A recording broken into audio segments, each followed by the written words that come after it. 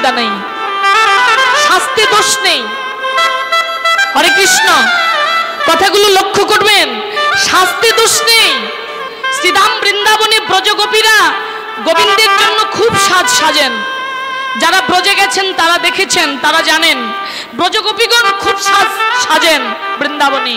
শাস্তি দোষ নেই, শাস্তি অপরাধ নেই, কিন্তু জাগতিক সাজের মধ্যে যেন পারমার্থিক সাজ থাকে। সেটি হলো তুলসীর মালা, ললাটে তিলক।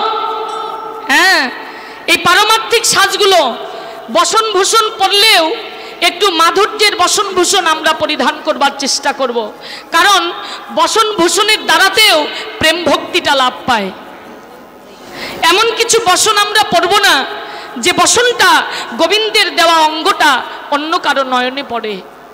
হ্যাঁ, বসন ভূষণে আবৃত আমাদের দেহটা, এই আবৃত দেহ গোবিন্দ চরণ সেবার নিমিত্তে।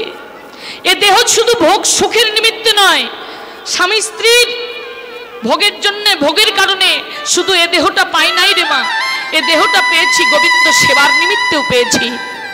এজন্য বসন ভূষণের মধ্যেও মাধুর্যতা থাকার দরকার। সবসময় লক্ষ্য রাখবেন, মাধুর্যতা শুধু সাজসজ্জায় বাড়ে না, কিছু কিছু মাধুর্যতা বসন ভূষণেও বাড়ে। হ্যাঁ, অনেকেই বলে সোনা পরলে অলংকার বাড়ে, অহংকার বাড়ে, সোনা পরলে অপরাধ হয়। আপনি 10 কেজি সোনা পরুন, তাতে অসুবিধা নেই। তার মধ্যে যেন পারমার্থিক সাজ একটা তুলসীর মালা, ললাটে তিলক থাকে, গোবিন্দ তাতেই তুষ্ট।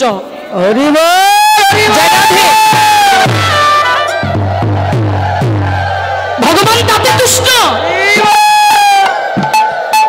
এই পারমার্থিক সাজ থাকতে হবেই বাবা। জাগতিক সাজের মধ্যে বদনে কৃষ্ণ নাম, যে সময়টুকু আমরা পাই সংসার কর্ম করে গোবিন্দের সেবা পুজো করে, যে কর্ম করবার পর সময়গুলো পায়, টিভির সামনে বসে টিভি না দেখে, অপরের সঙ্গে অন্য কথা আন কথা না বলে যদি বসে বসে একটু মালা জপি। হরে কৃষ্ণ, ওই দিদিভাই মালা জপছিল, খুব ভালো কথা। তবে কীর্তন আসরে মালা জপবেন, আস্তে, কীর্তন আসরে মালা জপবেন, একটা কথা সাবধান করে দিই, এ লীলা আস্বাদন হচ্ছে, মনটা তো এক। যখন মালাটা জপবেন, মালা জপতে অসুবিধা নেই, দিদিভাই কথাটা শুনবেন, মালা জপতে অসুবিধা নেই। এখানে নব বৃন্দাবনে বসে কীর্তন অর্থাৎ লীলা সমুদ্রে ডুবে গিয়ে লীলা আস্বাদন করছি। তো এক মনে দুটো কর্ম করতে গেলে একটা ভুল হয়, যাতে মালা টানতে ভুল না হয়, কীর্তন শ্রবণ করতেও ভুল না হয়, তাহলে আপনি কীর্তন আসরে বসে মালা জপতে পারবেন।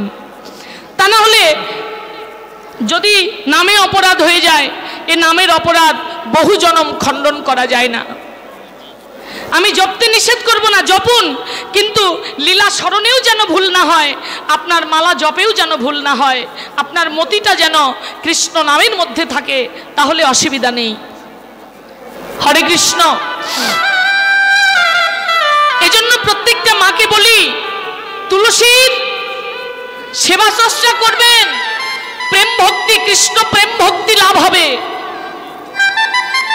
হ্যাঁ, তুলসীর মালাটা, হরে কৃষ্ণ, তুলসীকে সেবা করবেন। তুলসীর সেবা ছাড়া শ্রীমতী রাধারানীও গোবিন্দকে পেয়েছিলেন না। মধ্যাহ্ন লীলায় সূর্য পূজা তো শুনেছেন, তুলসীকে আশ্রয় করে তারপর রাধারানীকে গোবিন্দের কাছে যেতে হলো। তুলসীর কৃপা ছাড়া গোবিন্দ কৃপা লাভ করা যাবে না। তাই একাদশীর দিনে তুলসীকে স্নান করাবেন না, মনে থাকবে। একাদশী দ্বাদশী 2 দিন তুলসী পত্র চয়ন করবেন না। আগে তুলসী পত্র উঠাই রাখবেন, প্রতিদিন চন্দন দিয়ে দিয়ে ঠাকুরের সেবা কার্য করবেন। তুলসী কখনো বাসি হয় না, তুলসী বাসি হয় না। হ্যাঁ, তুলসীর পাতাটা, পত্রটা আগে চয়ন করে রাখবেন, প্রতিদিন চন্দন চর্চিত চন্দন দিয়ে ওই চন্দন মিশ্রিত তুলসীটা গোবিন্দের সেবায় লাগাবেন। তুলসীর কোনো বাসি নেই। দ্বাদশী, একাদশী, অমাবস্যা, পূর্ণিমা এর মধ্যে তুলসী পত্র চয়ন করতে হয় না। তো জয় রাধে। খেলা খেললেন কোন খেলা? হরি তাহলে শ্রীচৈতন্য গুরুচরণ আশ্রয় করে গুরুচরণে নিজেকে সঁপে দাও, প্রাণ সঁপে দাও। আমার আমিত্ব, আমার ভোগ লালসা সব সঁপে দাও। তোমার জন্য তোমাকে ভাবতে হবে না, গুরুদেবী ভাববেন। তাই খেলা খেলিতে খেলিতে দিন অবর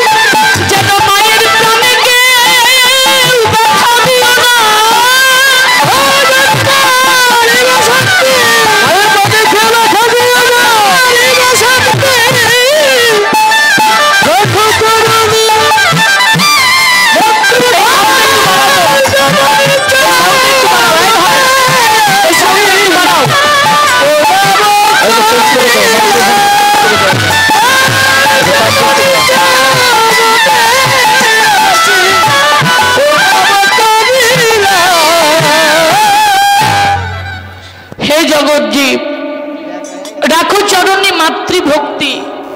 মাতৃ পিতৃ চরণে ভক্তি রাখলে ভজনে বাড়িবে শক্তি। স্থূল প্রবত্ত সাধক সিদ্ধি চারটা আমাদের ভজনের স্তর। কি বাবা? চারটা ভজনের জায়গা। এই স্থূল প্রবত্ত সাধক সিদ্ধি চার ঘরের সর্বশ্রেষ্ঠ প্রথম ঘর। দোতলায় উঠতে গেলে প্রথম সিঁড়িটার প্রয়োজন। বিদ্যা অর্জন করতে গেলে প্রাইমারি জীবনে মাস্টার মশাইয়ের প্রয়োজন। হ্যাঁ,